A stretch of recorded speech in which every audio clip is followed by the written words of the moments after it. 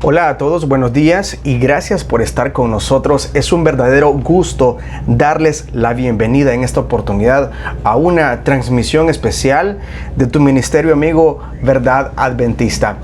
Esta mañana queremos compartir con ustedes un tema muy importante. El tema de hoy lleva por título Lecciones de Ezequiel, así que tienen que estar muy pendientes, atentos al mensaje que va a trazar nuestro hermano Will Morán desde la ciudad de Chalatenango, en el departamento de Chalatenango, aquí en El Salvador. Gracias a los que nos ven y sintonizan en diferentes partes del mundo, como México, Perú, Estados Unidos, Colombia, Argentina, Chile, Ecuador, República Dominicana, Bolivia, Guatemala, Panamá, España, Venezuela, Costa Rica, Honduras. También nos ven en Puerto Rico, Nicaragua, Paraguay, Belice, Mozambique, Haití, Cuba, Canadá, Uruguay y Brasil, y por supuesto en los 14 departamentos de nuestro país, El Salvador. Así que muchas gracias y feliz Santo Sábado. En esta oportunidad quiero decirles que también este día vamos a estar compartiendo gratos momentos en la iglesia adventista de Merliot, aquí en El Salvador, porque nos han invitado a ser parte de un programa especial de Sociedad de Jóvenes, y es un recital, es un evento muy importante, muy bonito. Vamos a buscar por aquí la información para que ustedes puedan tener los detalles. Es organizado por ABSAS y va a estar siendo transmitido también a través de esta plataforma y a través de ABSAS Channel, así que les invitamos a que estén muy pero muy pendientes. Es un concierto muy bonito y están todos completamente invitados. Se llama Gran Recital ABSAS 2021. El tema del evento es evangelismo por medio de la música. Vamos a tener la participación especial de Marjorie Cuellar, de Magali de Campos, también Sandrita de Orantes, Daniel Portillo, Sonia Urrutia. Aquí veo también a David García y a Kenia de Rosales, si no me falla la vista. Y como presentadores del evento, Fátima y un servidor. Así que muchas gracias por habernos invitado para ser los presentadores estelares como directores del Ministerio Digital Verdad Adventista en este programa especial. Así que les invitamos a que se unan. Lo van a ver a través de ABSAS Channel, también a través de Radio Voces del Alba y Tiempo Actual. Así que están invitados. Y recuerden, Iglesia Adventista del Séptimo Día Merliot. También a través del Facebook de la iglesia van a poder estarnos viendo, y los que quieran llegar a Merliot y estar con nosotros también pueden acompañarnos. Son cordialmente bienvenidos, pero siempre por favor lleven su alcohol gel para desinfectar sus manos constantemente. Habrá distanciamiento entre las bancas, al menos unos 2 metros aproximadamente entre familias, entre personas, y les invitamos a que nos acompañen y también que vayan con su protección, con su mascarilla, para poder de esa manera estar seguros y seguir todas estas medidas de bioseguridad para que todos estemos tranquilos. Deseo que Dios les guarde, que Dios les bendiga. Estamos felices porque nos están acompañando. Quiero compartir una cita bíblica con ustedes en esta oportunidad, porque ya es costumbre nosotros compartir también una cita bíblica cada sábado antes de darle paso al tema central.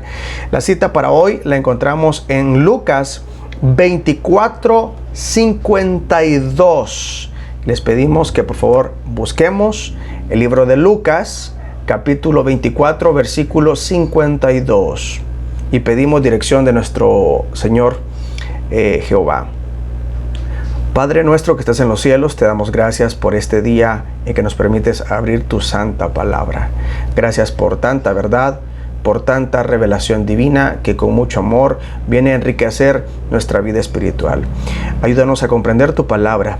Todo esto te lo pedimos en el santo y glorioso nombre de Cristo Jesús. Amén. Lucas 24:52 dice: Ellos, después de haberlo adorado, volvieron a Jerusalén con gran gozo. Y yo les invito en esta mañana a que juntos adoremos a nuestro Creador en su santo día, en su santo sábado. Gracias por estar con nosotros. Por favor, compartan este tema.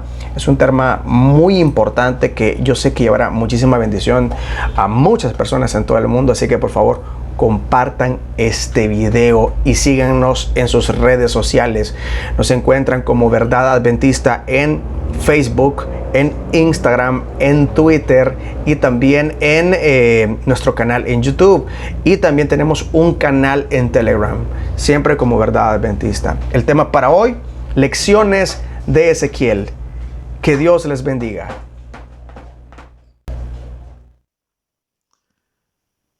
Agradecemos al Señor por la vida. Agradecemos al Señor por la salud. Agradecemos al Señor por todas las bendiciones que nos concede cada día. Pero las mayores bendiciones que Dios tiene para todos aquellos que buscan entrar en una relación de pacto con Él son muchísimo más grandes de las que hemos recibido hasta hoy. Dios es maravilloso. Invitémoslo para que nos acompañe en el estudio de hoy. Bondadoso Padre que estás en el cielo, gracias por todas las bendiciones que nos otorgas, porque estamos conscientes de que no merecemos ninguna. Ahora agradecemos por tu santa palabra y suplicamos que nos concedas la bendición del Espíritu Santo para poder discernir las lecciones que tú has querido dejarnos en esta palabra bendita. En el nombre de Jesús te lo suplicamos. Amén. El libro de Ezequiel tiene casi 50 capítulos. Hoy vamos a considerar algunas de las lecciones que encontramos en esta profecía. Ciertamente no podemos mirar todo lo que el libro contiene, porque, bueno, ya mencioné que son 50 capítulos y entonces hay muchas lecciones ahí. Pero miraremos algunas de las lecciones más importantes. En primer lugar, cuando entramos al libro de Ezequiel, encontramos una visión que es, por mucho que la lógica humana ha tratado de entenderla, entonces resulta bastante complicada. Pero en general el sentido de la visión es claro, ¿no?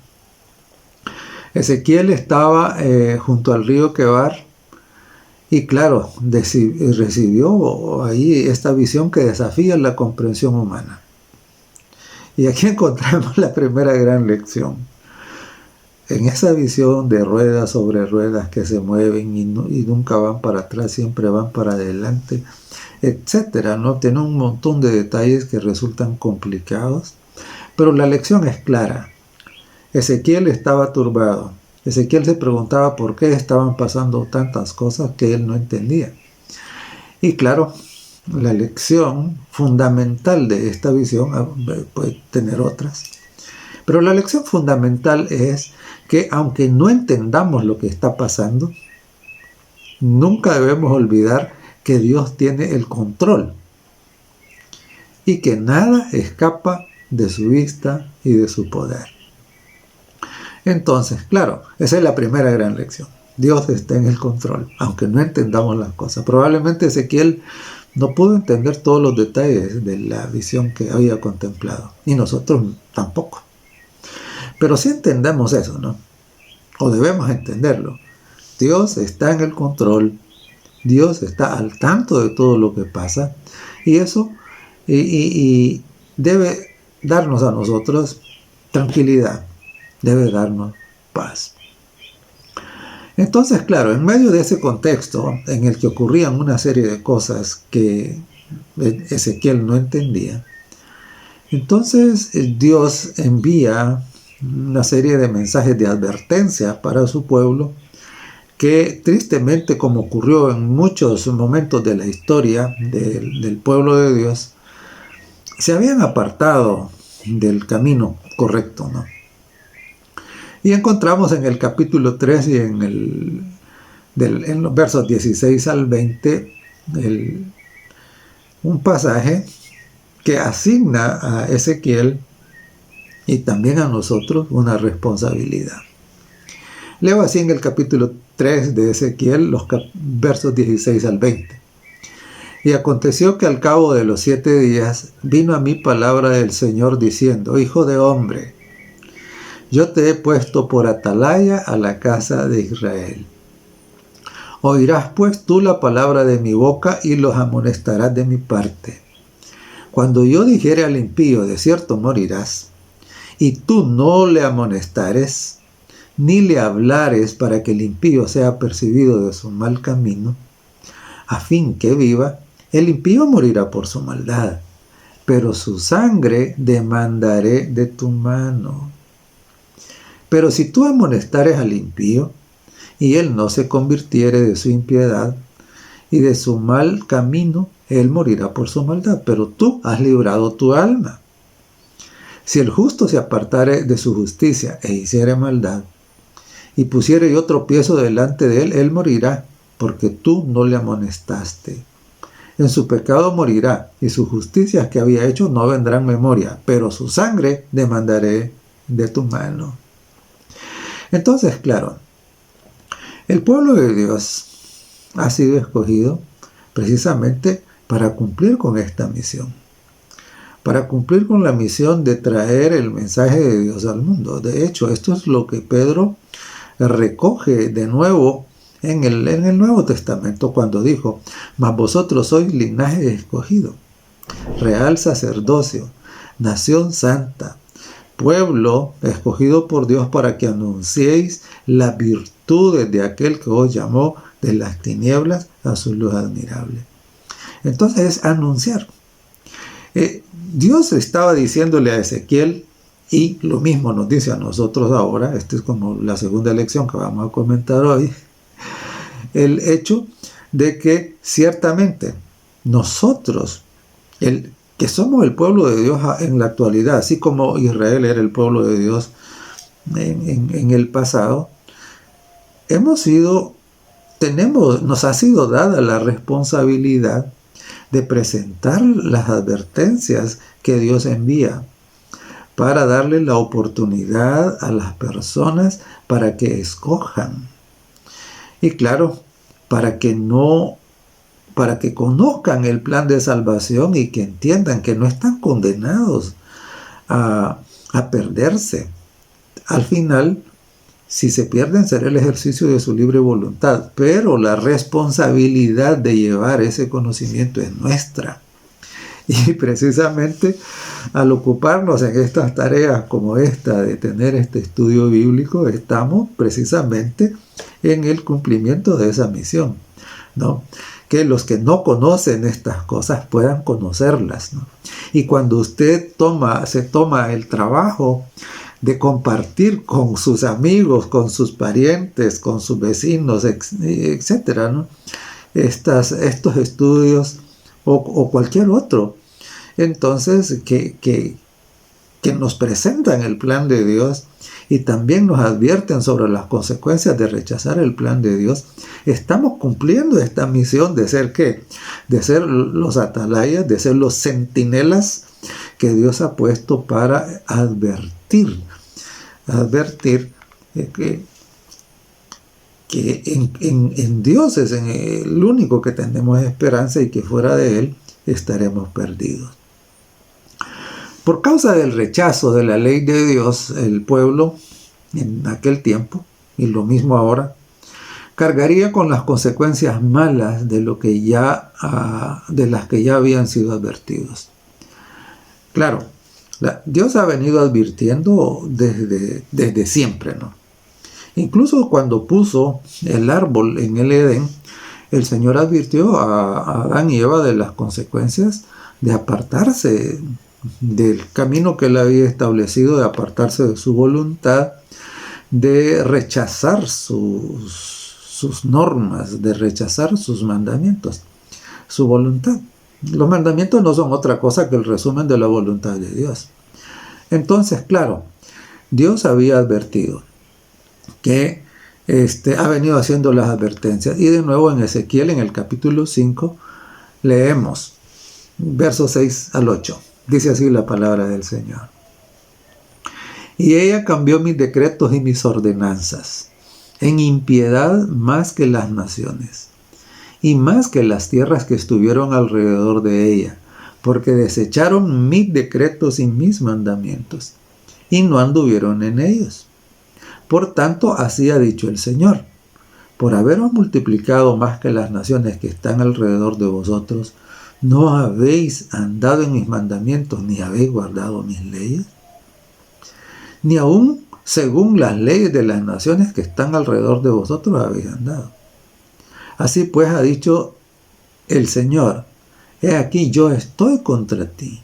Sí, yo y haré juicios en medio de ti ante los ojos de las naciones.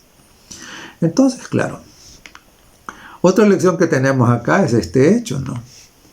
Cuando nosotros nos volvemos en contra de Dios y desconocemos su autoridad, rechazamos su voluntad resumida en sus santos mandamientos, mire lo que dice al final el pasaje, ¿no? Estoy en el verso 8.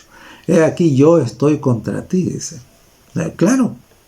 ¿Por qué? Porque nosotros dejamos de ser sus amigos, rompemos esa relación de pacto y al rechazar su autoridad, nos sometemos a otra autoridad. Es como dice el apóstol Santiago: no os engañéis. Dice: el que es amigo del mundo se vuelve enemigo de Dios. Entonces, esto es precisamente. Entonces, claro, parte de las advertencias que Dios había enviado por medio del centinela Ezequiel al pueblo en aquel tiempo era esta, ¿no?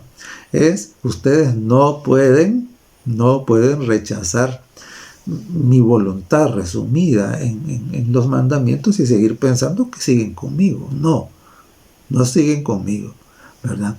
Aquí dice: yo estoy contra ti y yo haré juicios en medio de ti. Entonces, eso es, ya llevamos 3 lecciones, ¿no? La primera, aunque no entendamos las cosas, Dios está en el control. Él sabe todo, Él mira todo y Él tiene el poder para regular todo que no se salga de sus límites, ¿no? Aunque no lo entendamos. 2, el pueblo ha sido escogido no para darle privilegios especiales, sino para cumplir una misión especial, y es la misión de ser centinelas y dar las advertencias que Dios ha dado, no otras, sino las que Dios ha dado. En tercer lugar, cuando abandonamos nosotros la voluntad de Dios, traicionamos su autoridad, desconocemos su poder, y entonces dice: Dios se vuelve en contra de nosotros, no porque Él quiera, sino porque nosotros lo obligamos a eso. Ahora, del capítulo 6 inicia describiendo las abominaciones idolátricas en las que habían caído. Estas prácticas eran el resultado precisamente de haber abandonado la ley de Dios, de haber abandonado la voluntad de Dios, despreciar sus mandamientos. Desconocer su autoridad es rechazarlo como Señor. Recuerden el reclamo que hizo Jesús. ¿Por qué me dicen Señor y no hacen lo que yo digo? Entonces, claro, eso es precisamente, ¿no? Entonces, cuando nosotros rechazamos la autoridad divina, cuando nosotros desconocemos el señorío de Dios, entonces caemos en una serie de ¿qué? Caemos en una serie de prácticas y costumbres a las que Dios les otorga el calificativo de abominaciones. Dice Ezequiel, el capítulo 8, en los versos 14 al 16. Y me llevó a la entrada de la puerta de la casa de Jehová, que está al norte. Y he aquí mujeres que estaban allí sentadas endechando a Tamuz. Luego me dijo: ¿no ves, hijo de hombre? Vuélvete aún, verás abominaciones mayores que estas. Y me llevó al atrio de adentro de la casa del Señor. Y he aquí junto a la entrada del templo del Señor, entre la entrada y el altar, como 25 varones sus espaldas vueltas al templo del Señor, y sus rostros hacia el oriente, y adoraban al sol, postrándose hacia el oriente. Ahora, mire qué terrible. Las mujeres dice que estaban entregadas a un culto de los muertos. Era algo muy similar a lo que ocurre ahora de los rezos por los muertos, ¿no? Aquí estaban endechando a Tamuz, dice.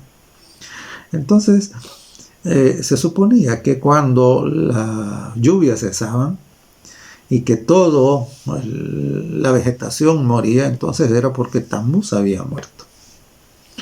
Y ellos estaban endechando a Tamuz. Es un poco parecido a esto de que ocurren ahora de los novenarios, ¿no? Pero además de eso, había algo peor todavía. No es que lo otro no fuera malo, sí era malo, por eso Dios lo llama abominación.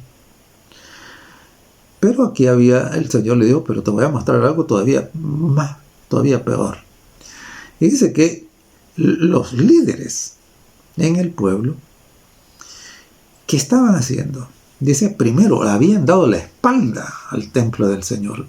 Darle la espalda al templo del Señor significaba darle la espalda a Dios. Era rechazar su autoridad. Era ignorarlo, era despreciarlo. Y a cambio de darle la espalda al templo del Señor, dice que se habían vuelto hacia el oriente y adoraban el sol. Es decir, el culto al sol. El culto al sol es una abominación delante de Dios. Eso, claro, ¿por qué? Porque es adorar una cosa creada y rechazar al creador que hizo esa cosa. Imagínense usted, es una locura, ¿verdad? Es una locura. Ahora, pero ¿y eso qué tiene que ver con nosotros ahora? Tiene que ver y mucho. ¿Por qué? Porque mucha gente sin saberlo, claro, por eso el Señor dice, mi pueblo fue destruido porque le faltó conocimiento. Y esa es nuestra tarea como centinelas, ¿no? Es cooperar con la humanidad para que tenga el conocimiento. Mucha gente sin saberlo está participando en una especie de adoración al sol. Y usted podría preguntar, ¿pero cómo? Bueno, hay varias formas. Primero encontramos nosotros en la liturgia más difundida, digamos, de la Iglesia Católica, por ejemplo, usted encontrará una serie de simbologías en donde precisamente el sol destaca como un sustituto, digamos, de la adoración que se le debería dar a Dios, ¿no? Pero más allá de eso, la implicación, y en esto participan no solamente, digamos, nuestros amigos, a que apreciamos mucho, porque ellos a lo mejor lo hacen porque no conocen del catolicismo, pero también participan nuestros hermanos y amigos de otras denominaciones cristianas, ¿no? Fíjense que Dios estableció en sus mandamientos que el pueblo que le había dado la espalda, había rechazado, estableció un día para adorar, que es el séptimo día, que adora a Dios porque es creador. Pero ¿qué ocurre? Sucede que el enemigo, que siempre lleva la contraria a Dios y busca distraer al ser humano de lo que Dios ha dicho para llevarlo por un camino equivocado, ha establecido un día falso de adoración.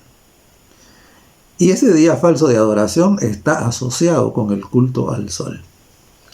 De hecho, el origen de ese falso día de adoración lo encontramos en Constantino. Y me llama la atención porque en el decreto que Constantino estableció utiliza estas palabras: que se abstenga de todo trabajo en el venerable día del sol, dice. Ese es el origen de la observancia del domingo.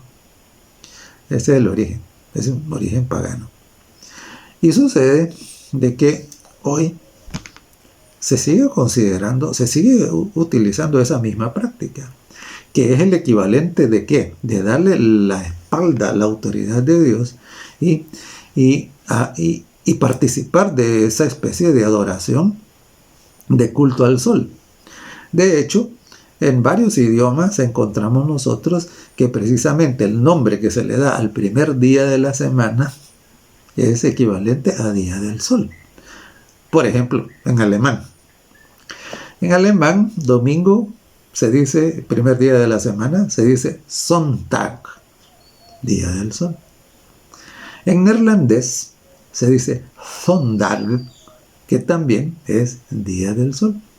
Y más cercano quizás y mejor conocido para nosotros es el inglés. Mire cómo se dice día domingo en inglés. Se dice día del sol, Sunday. Entonces, claro, dar la espalda al Dios verdadero para adorar otra cosa, y en este caso, estos estaban adorando el sol, y muchos sin saberlo pueden estar participando en un culto que Dios denominó, fue Dios el que dijo que eso era abominación. Ese no es un asunto mío, ese no es un asunto nuestro. Si usted se siente incómodo con eso, bueno, qué bueno, porque significa que el Espíritu Santo le ha traído algo ahí para que usted reflexione, ¿no? Entonces, Dios le da, el pueblo le había dado la espalda a Dios, había rechazado su autoridad, se había apartado de la fuente de toda bendición. Y claro, y en la Biblia, simbólicamente, hacer esto, Dios lo llama simbólicamente adulterio, lo llama fornicación. Entonces, claro, esto era lo que estaba pasando en el pueblo, ¿no? Y Dios había levantado a Ezequiel para que fuera centinela y le dijera, miren, estas cosas están mal, no deben seguir, no deben hacer así. De lo contrario, pues sí, no les va a ir bien. Y repito, ahora Ezequiel ya no está. Israel rechazó al Mesías y ha sido sustituido por el Israel espiritual, que es la iglesia hoy, que somos nosotros. Ahora, en Ezequiel el capítulo 9 y en los versos 4 y 5 encontramos lo siguiente. Dice así: y le dijo Jehová, pasa por en medio de la ciudad, por en medio de Jerusalén. O sea, está hablando aquí de la iglesia, ¿no? Ponles una señal en la frente a los hombres que gimen y que claman a causa de las abominaciones que se hacen en medio de ella. Y a los otros dijo, oyéndolo yo, pasad por la ciudad en pos de él y matad, no perdone vuestro ojo ni tengáis misericordia.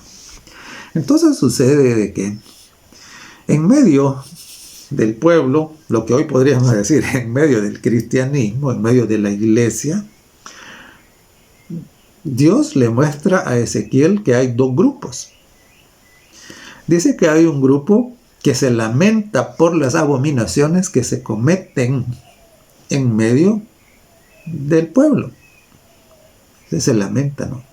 Le pregunta a Dios, Señor, por favor, corrige esto. Ayúdanos para luchar en contra de esto. Pero hay el otro grupo, que esos son los que cometen las abominaciones. No son los que le dan la espalda a la autoridad divina, son los que rechazan las normas de Dios. Esos son los que se ocupan ¿en qué? En una adoración que Dios llama abominación, ¿no? Y aquí, hermanos, la pregunta que nosotros debemos hacernos es a cuál de los dos grupos pertenecemos nosotros. Al grupo que se lamenta que la inmensa mayoría vaya por el camino equivocado y que clama a Dios para que abra su entendimiento y que hace lo posible para que el conocimiento de la verdad le llegue a todas estas personas. Ese es el grupo que este grupo nos dice Ezequiel que recibiría ¿qué? Recibiría una marca, recibiría un sello para que el ángel destruidor no los tocara. Pero a los otros, el otro grupo, el grupo que comete las abominaciones, es triste, ¿no? Porque es triste lo que dice. Dice, pasar por la ciudad en pos de él y matar, no perdone vuestro ojo ni tenga misericordia. Es decir, se han apartado tanto de Dios que han llegado ya a no responder precisamente al Espíritu Santo, ¿no?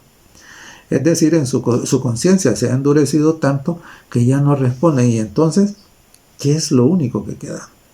Como un acto de misericordia es que mueran. para que no sigan acumulando ¿qué? Más culpabilidad. Y claro, aquí nosotros tenemos que hacer una pausa y preguntarnos, ¿no? ¿A cuál de esos grupos pertenecemos? ¿A cuál? Si no, si tenemos dudas, bueno, caigamos de rodillas y preguntámosle al Señor, Señor, muéstrame.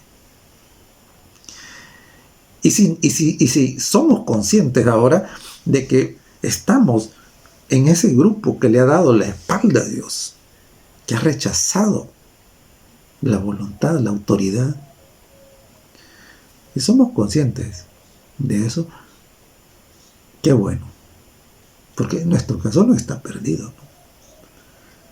Porque podemos volvernos, podemos arrepentirnos, y el Señor, podemos enmendar nuestro camino con la ayuda del Señor. Qué bueno, podemos aceptar la gracia divina y reconocer la autoridad suprema de su palabra, que es reconocer la autoridad suprema de Dios. Entonces, ¿a cuál grupo pertenecemos? Debemos asegurarnos de que estamos en el grupo de los que gimen por las abominaciones que se cometen a nombre de la cristiandad. Ahora, cuando llegamos al capítulo 14, encontramos una lección que desautoriza una de las creencias más populares que existen ahora en la religión. ¿Cuál es esta? Es que la salvación es algo individual. Esto echa por tierra la creencia en otros abogados o intercesores aparte de Jesucristo. Por supuesto, ¿no? Por supuesto, hay toda una amplia gama de supuestos intercesores. Veamos lo que dice la palabra de Dios. Ezequiel capítulo 14, versos 12 al 18. Vino a mí palabra del Señor diciendo, Hijo de hombre, cuando la tierra pecare contra mí, rebelándose pérfidamente, y extendiere yo mi mano sobre ella, y le quebrantare el sustento del pan, y enviare a ella hambre, y cortare de ella hombres y bestias. Si estuviesen en medio de ella estos tres varones, Noé, Daniel y Job, todos ellos unos varones santos, ellos por su justicia librarían únicamente sus propias vidas, dice el Señor. Y si hiciere pasar bestias feroces por la tierra y las asolaren y quedare desolada de modo que no haya quien pase a causa de las fieras, y estos tres varones anduviesen en medio de ella, vivo yo, dice el Señor, ni a sus hijos ni a sus hijas librarían. Ellos solos serían librados. Y la tierra quedaría desolada. O si yo trajera espada sobre la tierra y dijere, espada, pasa por la tierra, e hiciera cortar de ella hombres y bestias, y estos tres varones estuviesen en medio de ella, vivo yo, dice el Señor, no librarían a sus hijos ni a sus hijas. Ellos solos serían librados. Es interesante, porque en un amplio sector de la cristiandad actual existe la idea popular de que una persona que ha tenido una vida recta, una vida justa, una vida santa, si quieren, llega a formar parte de una élite que puede atribuir o compartir sus méritos con otros y contribuir a su salvación, funcionar como sus abogados. Pero aquí la Biblia está diciendo que eso es absolutamente inútil. Dice que por más santa que haya sido una persona, no libraría ni siquiera a sus propios hijos. Entonces, claro.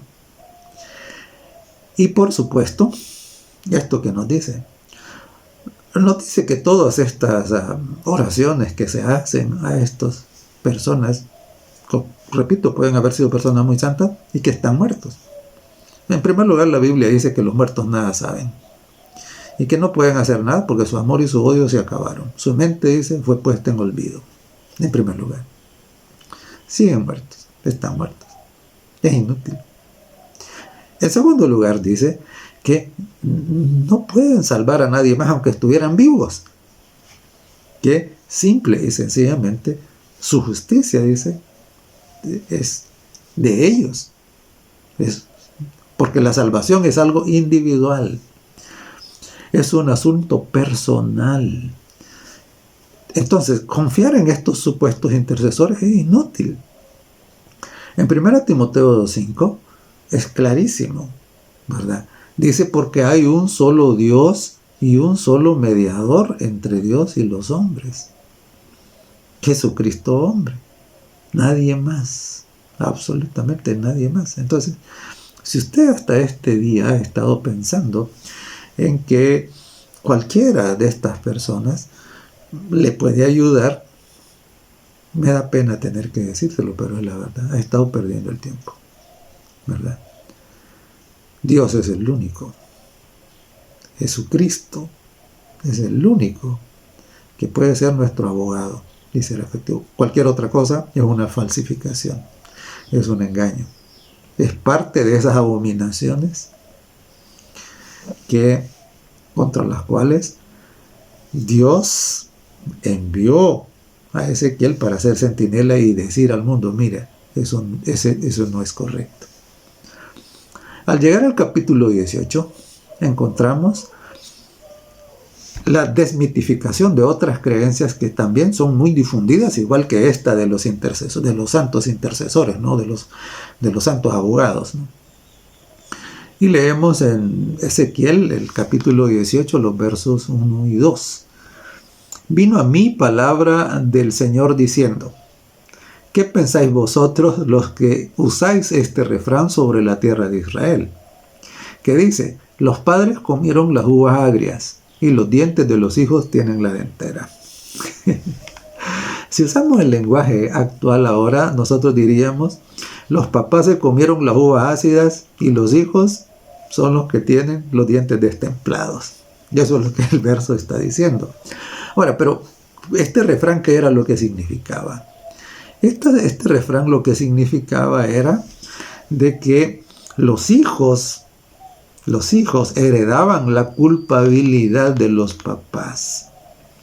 Y esto es lo que dio origen a precisamente la idea esa de que cuando un niño nace, viene cargando la culpa de sus padres.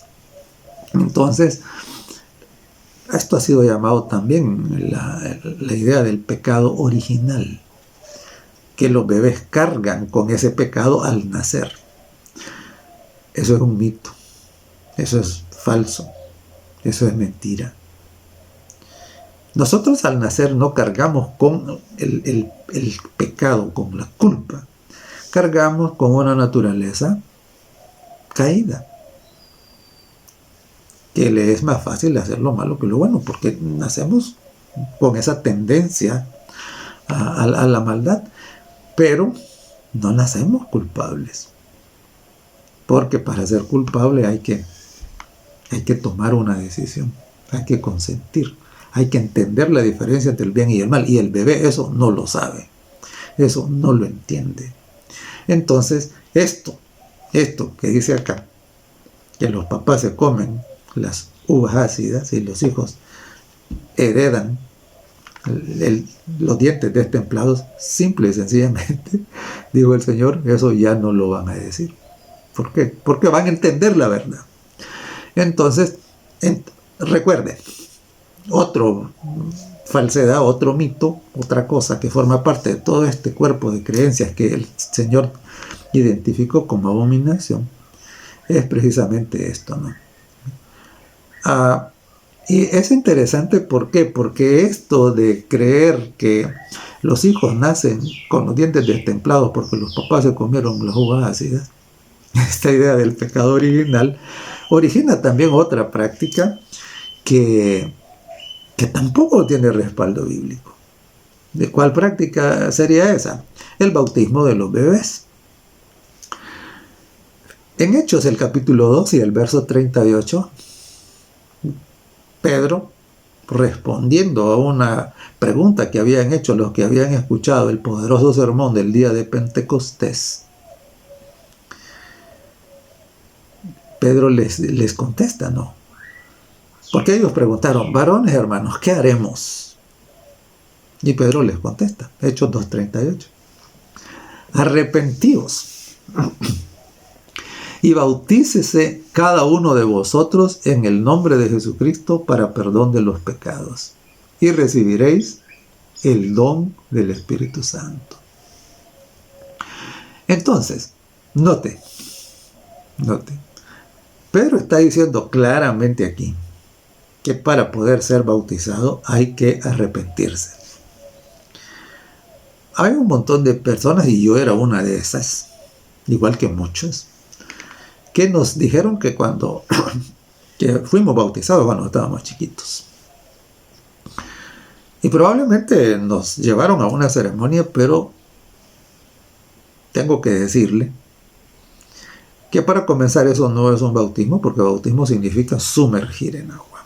La palabra griega para bautismo eso es lo que significa, sumergir. Y en segundo lugar, la Biblia dice claramente que para poder ser bautizado es necesario arrepentirse. Y un bebé que no ha cometido pecado, un bebé que no discierne entre el bien y el mal, un bebé que no sabe nada absolutamente de Dios, un bebé se puede arrepentir. Si no se puede arrepentir, entonces quiere decir que no se puede ser bautizado. Además, en Marcos, en el capítulo 16 y el verso 16, dice, el que creyere y fuere bautizado. ¿El que creyere en qué? El que creyere en Jesucristo como su único y suficiente Salvador. El que creyere y fuere bautizado, ese será salvo. Entonces, claro, pregunto, un bebecito, ¿cree en Jesucristo como su único y suficiente Salvador? ¿Lo ha aceptado como tal? No, no puede hacerlo. No lo entiende, no lo sabe. Y por lo tanto, esta idea del bautismo de los niños, porque han heredado el pecado original, el libro de Ezequiel dice, no tiene sentido, no tiene valor. Y el resto de la Biblia también lo afirma, ¿no? Entonces, la otra idea difundida, a pesar de que también es falsa, igual que las otras, es que el alma es inmortal. Y existe la idea, por supuesto, que no viene de la Biblia, sino que viene de las creencias paganas desde Babilonia y nos llegaron a través de Grecia y de Roma, de Egipto, de todas esas mitologías. Es la idea de que el alma es inmortal. Y que entonces cuando una persona se muere, se le muere el cuerpo, pero que el alma sigue viva. Esa es mi idea, ¿no? Y por supuesto, alguno podrá estar pensando, no, pero es que a mí mi abuelita me vino a hablar después de que se murió.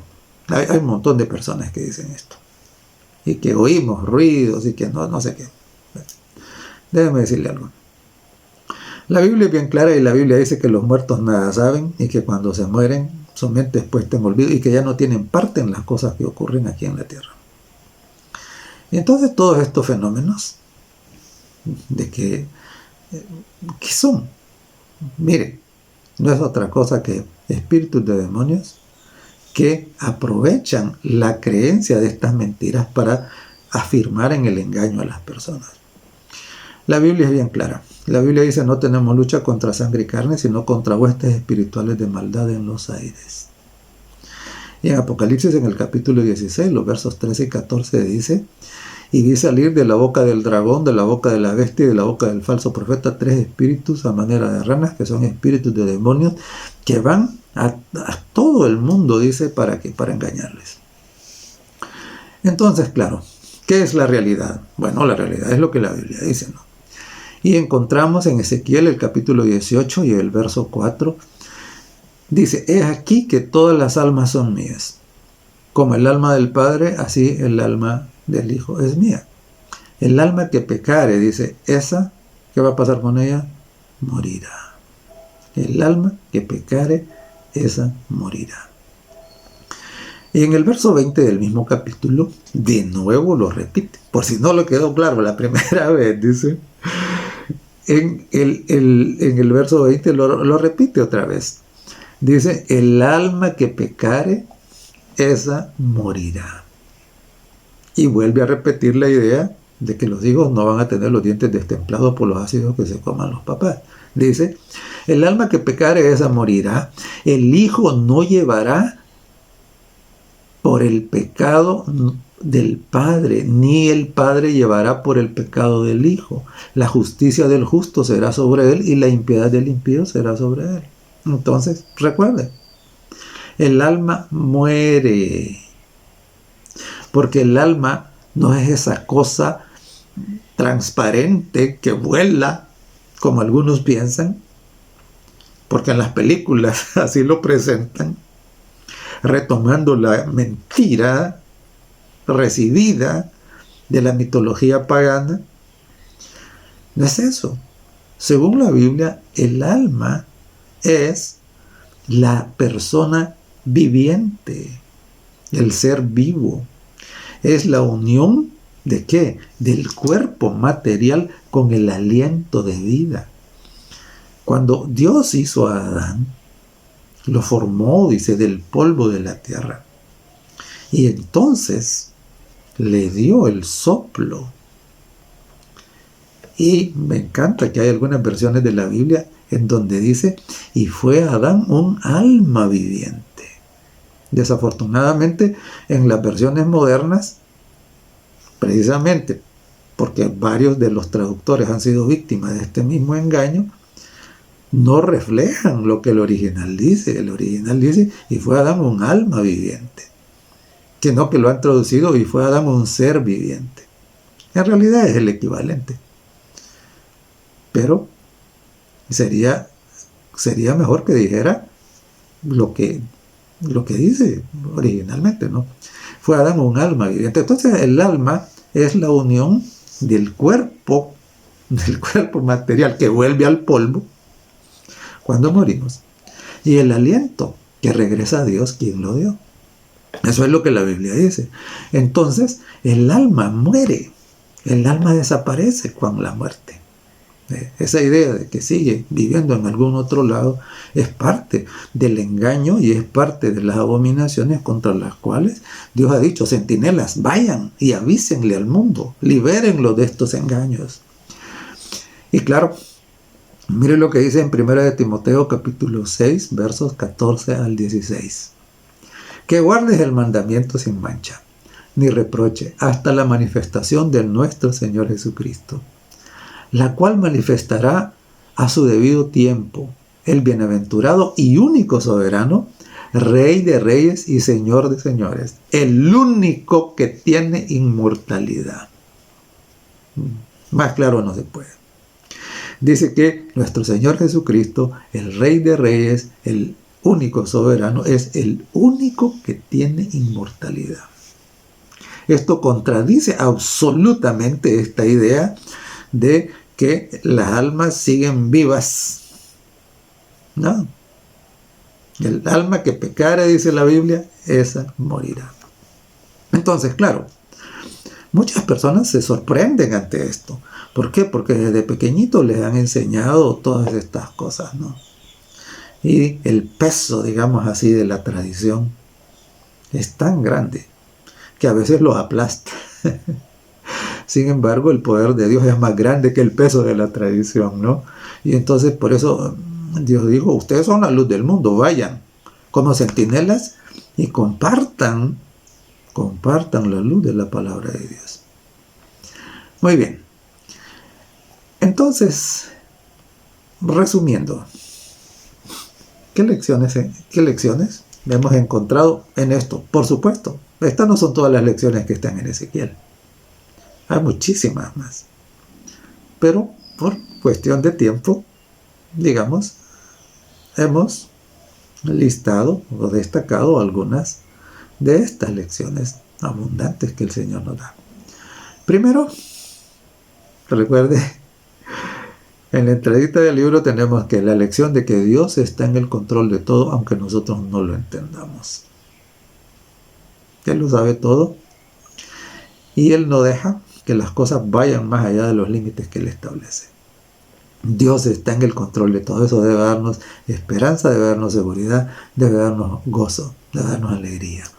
En segundo lugar, Dios nos ha dado la responsabilidad de centinelas. Es nuestro deber decir a la gente la verdad. No, nuestro deber no es decir a la gente cosas agradables solamente, sino decir la verdad. Cosas que a veces contradicen lo que han creído durante toda la vida, ¿no? Pero que los han mantenido en un camino que no es el camino correcto. Es más, que los ha llevado a prácticas que Dios identifica como abominaciones. Tenemos la responsabilidad de ser centinelas. Tercera lección que hemos comentado esta mañana es: hay dos grupos entre el pueblo de Dios, entre la cristiandad. Los que hacen las abominaciones, es decir, los que rechazan la autoridad de Dios, los que le dan la espalda a las normas establecidas por Dios, los que participan en esas religiosidad asociada con la idolatría, de una u otra manera, y los que claman, los que gimen por las abominaciones que se cometen. Y recuerde, hay dos grupos, ¿no? Y en Ezequiel, Dios presenta que un grupo será preservado. ¿Por qué? Porque será sellado. Y más el otro grupo irá a la destrucción. Otra lección que tenemos acá es que los hijos, resumiendo, los hijos no son culpables por el pecado de los padres.